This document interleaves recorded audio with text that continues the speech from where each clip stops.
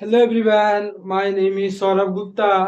आज हम लोग लिपि और व्याकरण को जानने वाले हैं। वो हिंदी व्याकरण के आज दूसरा क्लास है, जिसमें हम लोग समझेंगे लिपि और भाषा, लिपि और व्याकरण क्या होता है। तो पहले हम लोग लिपि के बारे में समझेंगे।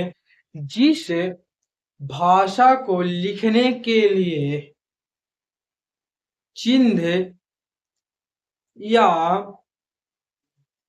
संकेत का प्रयोग किया जाता है, उसे हम उस भाषा को लिपि कहते हैं। तो हम लोग लिखते हैं लिपि के परिभाषा। तो परिभाषा लिपि लिख के डैश देंगे लिपि। लिपि क्या होता है उसके बारे में हम लोग समझेंगे और उसके परिभाषा लिखेंगे। तो लिखिए लिपि। तो लिपि लिखते हैं जिस भाषा को, मतलब जिस भाषा को लिखने के लिए हम संकेत या चिन्ह का प्रयोग करते हैं, उसे उस भाषा का लिपि कहलाता है।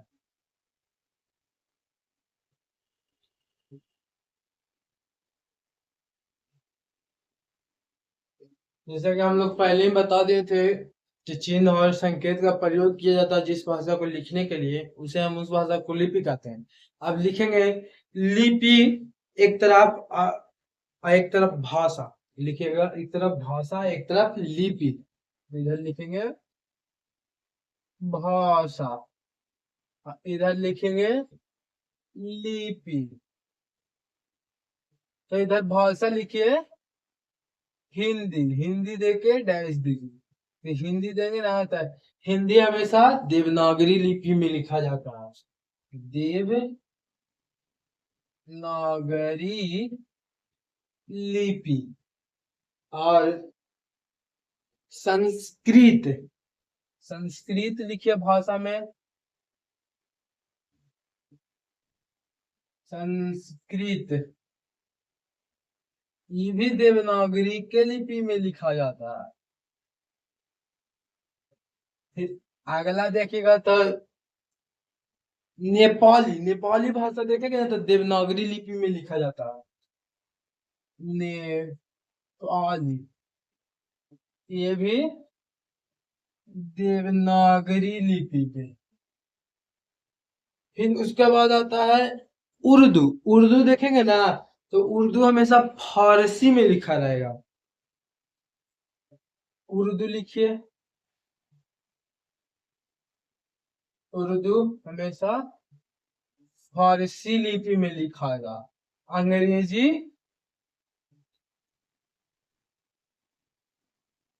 हमेशा रोमन में लिखाएगा। रोमन करके एक लिपि होता है, उसमें भी हमेशा इंग्लिश लिखा था। इंग्लिश रोमन लिपि में लिखाएगा, उर्दू फारसी लिपि में लिखाएगा, नेपाली देवनागरी में लिखाएगा, संस्कृत भी देवनागरी के में लिखाएगा, हिंदी भी देवनागरी के में लिपि में लिखाएगा। फिर एक होता है पंजाबी। पंजाबी जो होता है ना, एक भाषा है। पंजाबी जैसे पंजाबी लोग के देखेंगे ना तो उन लोग पंजाबी भाषा बोलेंगे। वह हमेशा गुरुमुखी करके एक लिपि होता है, उसमें लिखा जाता है। तो लिखिए पंजाबी। पंजाबी भाषा को गुरुमुखी लिपि में लिखा जाता है। गुरुमुखी लिपि होता है ना, उसमें हमेशा पंजाबी भाषा को लिखा जाता है। तो देख इसमें पूछ देगा एगो क्वेश्चन ऐसा कि सबसे पुराना लिपि कौन है। तो इसको लिखिए यहाँ पे क्वेश्चन है को, सबसे पुराना लिपि कौन है? तो सबसे पुराना लिपि देखेंगे ना, तो ब्राही लिपि कहलाता है। सबसे पुराना ब्राही लिपि, तो लिखिएगा ब्राही लिपि। सबसे पुराना लिपि है ब्राही लिपि। इसको लिखिए, उतारिए। यहाँ पे हो गया लिपि का इन हो गया। अब हम लोग पढ़ेंगे अगला टॉपिक में व्याकरण। व्याकरण के बारे में जानेंगे। व्याकरण के प्रकार कितने होते हैं वो लिखेंगे। तो चलिए इसको उतार लीजिए। चलिए हो गया होगा तो इसको साफ कर देते हैं। चलिए, आज हम लोग एक टॉपिक लिपि खत्म कर दिए हैं और दूसरा टॉपिक है व्याकरण। व्याकरण के बारे में जानेंगे। तो व्याकरण देके डैश देंगे। व्याकरण, व्याकरण क्या होता है इसके बारे में जानेंगे। हम लोग छोटा में पढ़ते थे, जैसे शुद्ध शुद्ध पढ़ना, लिखना, बोलना आ जाए उसे व्याकरण कहते हैं।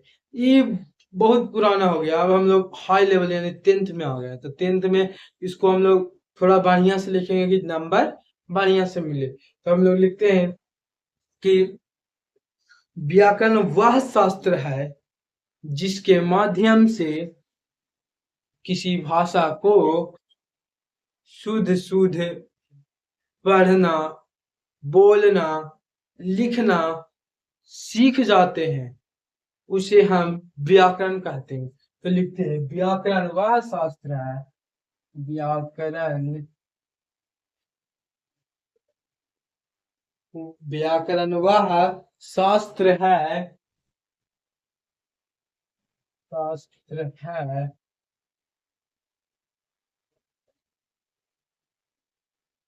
जिससे हम किसी भाषा को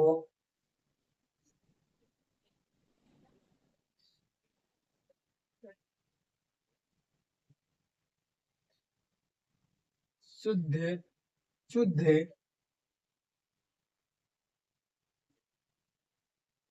पढ़ना, लिखना व बोलना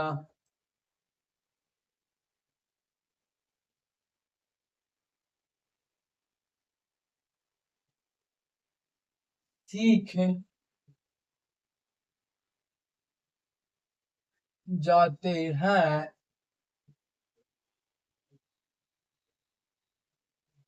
उसे हम व्याकरण कहते हैं।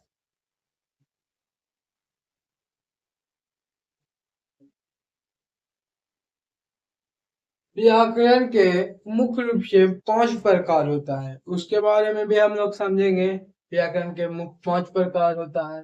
लिखते हैं व्याकरण के प्रकार। व्याकरण के प्रकार, यहाँ पे लिखेंगे व्याकरण 5 प्रकार के होते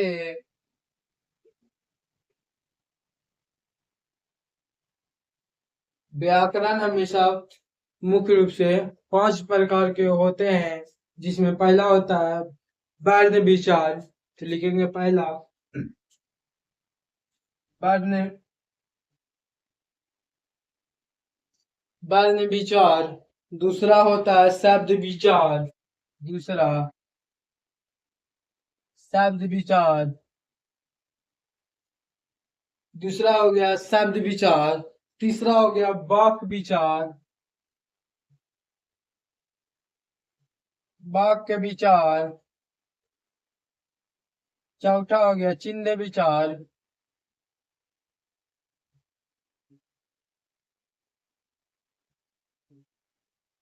चौथा हो गया चिन्ह विचार। पांचवा हो गया छंद विचार, छंद विचार।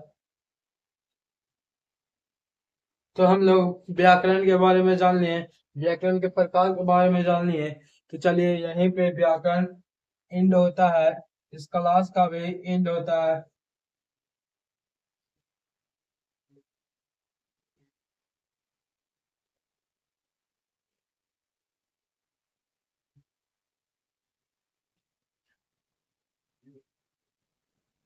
इस क्लास का भी यहीं पे एंड होता है।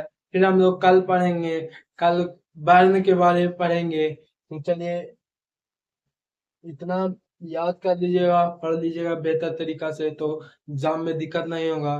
तो चलिए आज का क्लास यहीं पर किया जाता है।